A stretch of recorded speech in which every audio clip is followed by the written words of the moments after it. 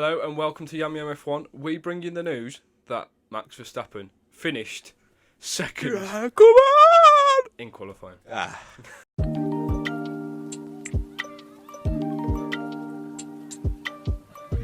On the note of qualifying, I want to start off with Hamilton for the first time in how many races? 33 races. 30 odd races. 33. 33. Yeah, Max Verstappen's old number. Actually put it on pole for the first time since Jeddah 2021. What an absolutely stonking lap. It was an absolute orgasmic feeling.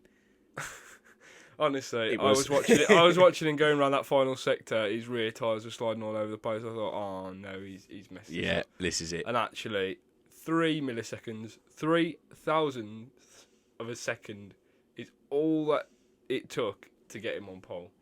He's still got it. And, well, to put it this way, a Mercedes beat a Red Bull.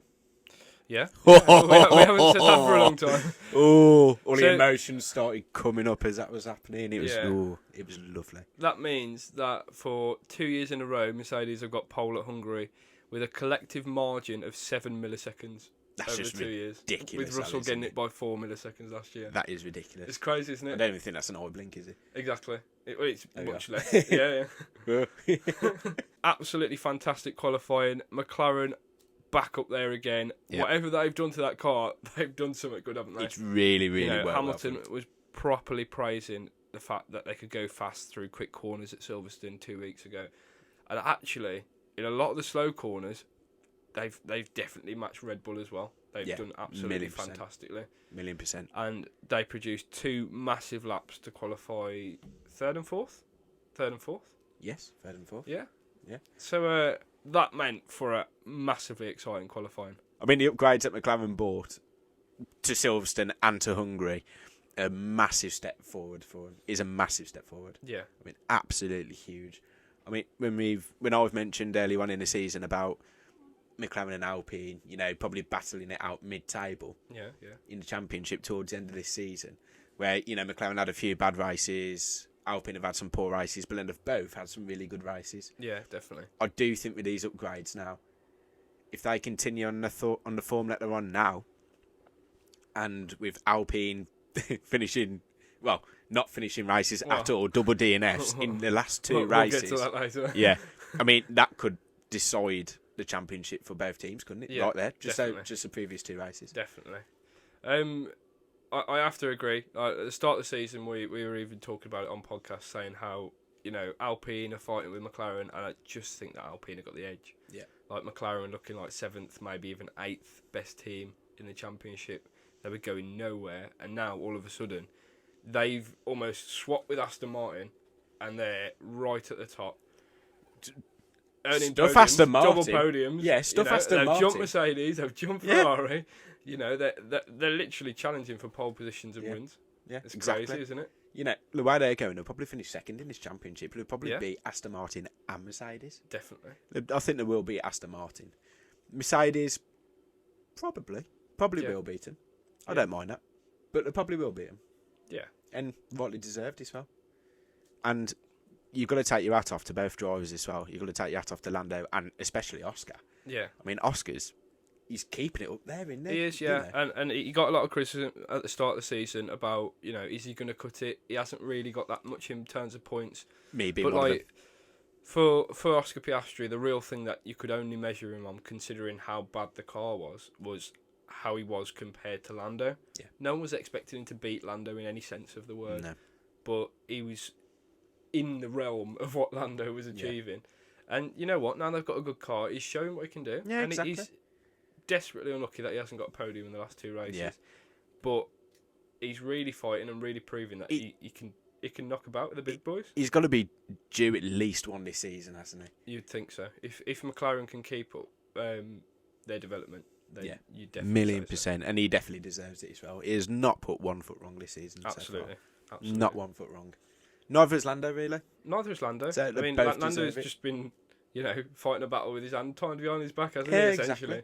Yeah. And now he's got something to work with. He's actually proving that he can do it at the top. I mean, at Red Bull's misfortune, if they had like an engine blowout or something, we've been saying all season, Fernando's going. Well, start of the season, Fernando's going to win a race if that happens. Fernando was best of the rest, but And now then it's looking like Lando. Yeah, well, if you let me finish. And then it was like, oh, okay, Mercedes bought a great. Maybe Mercedes will win a race this season. Now, we're thinking, just before getting into the summer break, are McLaren going to win a race this season? It's just, it's so mixed. I mean, I wouldn't be surprised by the end of the season if Williams are up there and Alex Albon could win a race. Yeah, I know, it's crazy. I mean, I'm putting £10 it's on probably a little bit far-fetched. It'd be good odds. It'd be some good odds. I'm going to put a tenner on that. Why not? Definitely. For one team that I actually think have been nowhere this season and come out of absolutely nowhere is Alfa Romeo. Like, where did they come from in qualifying? Solid. They've obviously had a really good setup, a really good development package in terms of aero for Hungary, designed for Hungary. Yeah. And they've gone out and they've come out 5th and 7th. They were worst, if not Ferraris. 9th in the championship in terms of pace. And they just come out of nowhere. They beat the Ferraris, they beat Red Bulls, they beat Mercedes. One of them. Well, most of them beat a Mercedes that weekend in qualifying. But that was absolutely ridiculous. I mean, it was unfortunate for Joe to have that really, really poor start at the start. Yeah. And that turned out to be something even worse down to turn 1. Which I feel bad for Daniel Ricciardo. But he took it on the chin. He was like, yeah, it's just one of them first race back. You know, he's just getting into the swing of it. Yeah, and it's Hungary. Yeah. But yeah, really good pace from the Alfa Romeos. Definitely. I mean, where the hell that's come from? Really I really don't know. Yeah. Yeah. And we always like, just naturally, you vow for the underdog, don't you? Yeah, of course. So talking of an underdog, Checo Perez made it into Q3. Oh, welcome back, mate. So, albeit he did actually only qualify 9th, he made it into Q3. Yeah.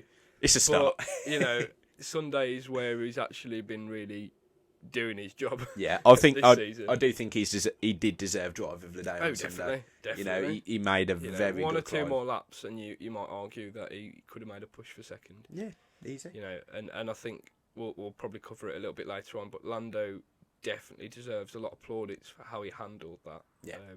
As his tyres sort of went off towards the end of the race. Yeah, he kept it together very well, I think. Yeah.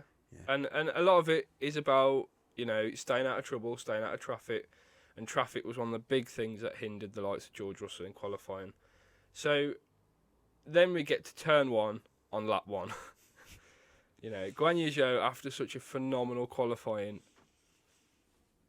like near enough anti-stalled. Yeah. You know, and then all of a sudden he's fell back about 7 places. Yeah. And he's gone from 5th to like 12th plus. And then he goes into the back of Daniel Ricciardo, who goes into the back of the Alpine, who goes over the other Alpine. And then out of nowhere, you've got, for 2 races running, both Alpines out of the race. Unfortunate. You can't blame the Alpines or Daniel Ricciardo for that, really. No. The only person you can blame is Joe. Unfortunately. And that's very sad to say, considering it was a very good weekend up until that point. Yeah, I was really vouching for him after that 5th place in qualifying. I mean, that could have been a very good points finish for him. Oh, definitely. You know, for Alfa Romeo as well. Yeah. You know, that could have been a massive points haul. Yeah. You know, that could really have boosted him in the constructors, and it just, never materialised, did it? Yeah, that's it. I think he just panicked when he got off the line, just trying to make up ground that he lost. Yeah. And I think to a certain extent, Hamilton did the same. You know, Hamilton is someone that you consider as comfortable at the front. Yeah. As composed as anyone, but having not got pole for a very long time, he was very quick to apologise after that start. Yeah. That actually made a pretty rubbish start, really. Yeah. You know, he got off the line fairly quick, but then in that second phase, he just completely got swallowed up by everyone. Yeah. I mean, you got to be fair to him, and you got to be fair to Max as well. You know, they had a very good run down to turn 1, and it was just who's going to break later, and Max just did it just that slightest bit later. And unfortunately for Lewis, because he was on the outside, he got squeezed, which then invited Piastri into second place and Lando into third, who was soon to overtake Hamilton. And then all that hard work he did on Saturday was just undone in literally a sector. Yeah. So, unfortunate. The good thing is he didn't get his car damaged, and he battled through it, you know? Yeah, exactly. I mean, both Mercedes, their cars really came alive, like the last 6-7 laps of the race. Definitely. As soon as the fuel loads went down, you know, I don't know if the tyres had a bit of a second life. I mean, I know they weren't very old tyres, Yeah. but did they come into a second life and the Mercedes just suddenly switched on? Yeah. You know, imagine well, if you had another 10 laps onto that race. You look at the quali pace and you think, is it a fact of they run better with low fuel? Yeah. Is it low fuel running that's actually benefiting the Mercedes? Yeah. Or is it a case of towards the end of the race, they just got fortunate, everyone else just sort of petered off? Yeah, exactly. Hungary is definitely a race where you've got a battle. Yeah. And Ricciardo is one of those drivers that battled. For someone who's been out of the game for half a season, he got bumped into the back of at the start. He got sort of closed off and lost a few places.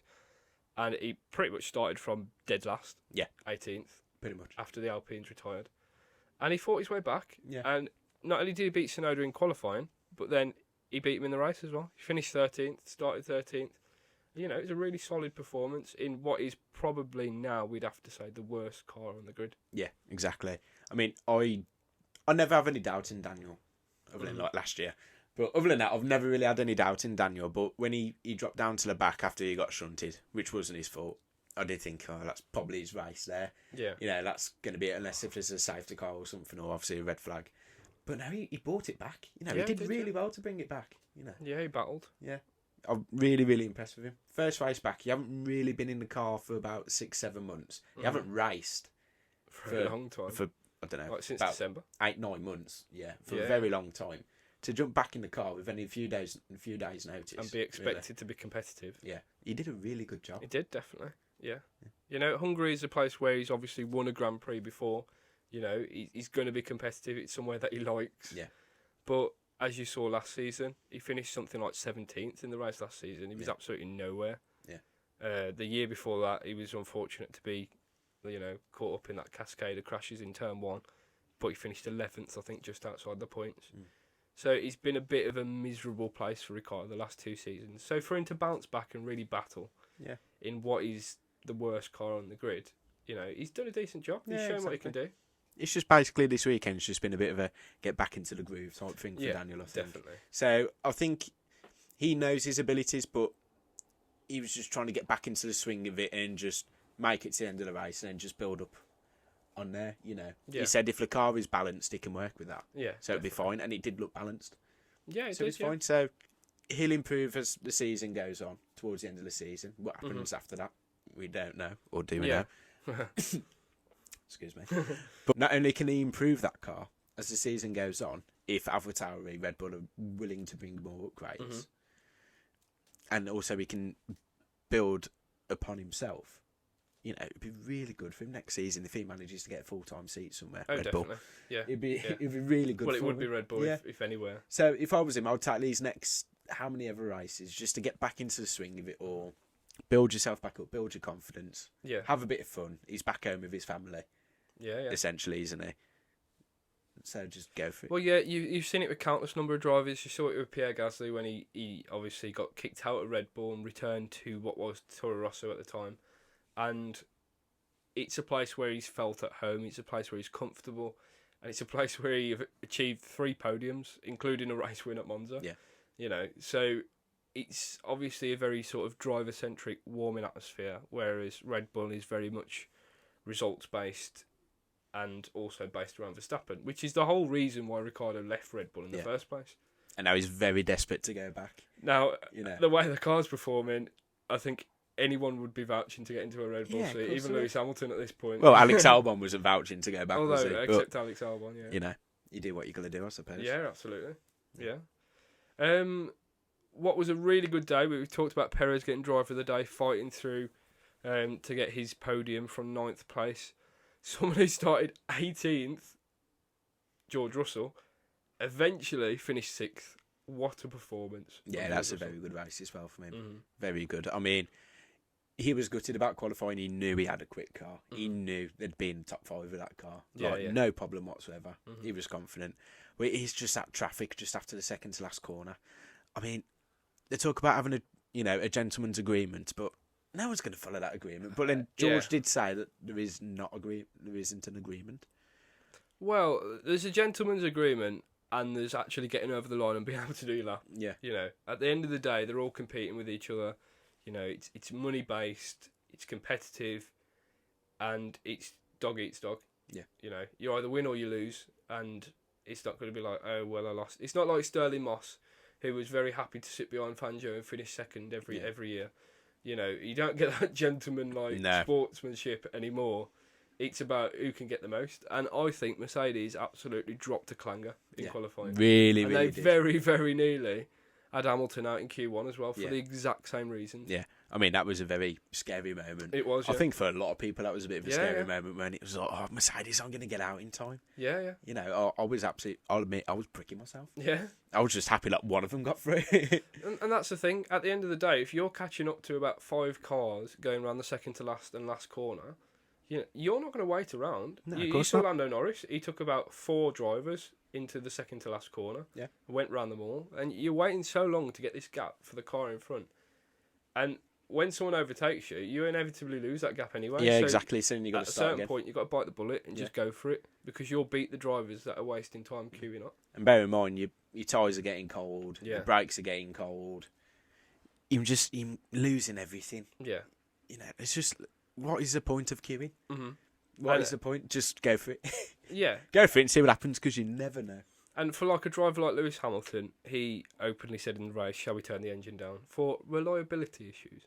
To try and save the engine. However, it would be for the case of, he thought, we're not going to get anything out today, so we might as well just bite the bullet and eventually just see the race out with a lower engine mode. Russell absolutely went for it. You know, it's easy when starting from 18th to go, okay, this weekend's done. We might as well just damage limitation. And then he finished 6th. Yeah. He finished in front of both Ferraris. He finished in front of both Aston Martins. And it was a fantastic performance. And if it wasn't for Perez doing what he did, you'd argue that George Russell was driver of the day, really. Well, yeah, exactly. Exactly. I mean, you would have put Perez, you would have put Oscar, you would have put Lando, you would have put George up there. 1,000,000%. Definitely. We'd have put Ricardo up there because we like him. Yeah. We're chucking. Definitely. I want to talk about the inevitable. That is Max Verstappen. We started the video by saying he finished second in qualifying. Yeah, in qualifying. In qualifying. So obviously the job not being done on the Saturday. It's a step in the right direction. It is a step in the right direction. Obviously a step in the wrong direction for Red Bull. Something went right Christian this weekend. Horner was saying he left a lot out there. He made a few mistakes, which, you know, Piastri was saying the same. Lando was saying the same. Hamilton lost a lot of time in the third sector.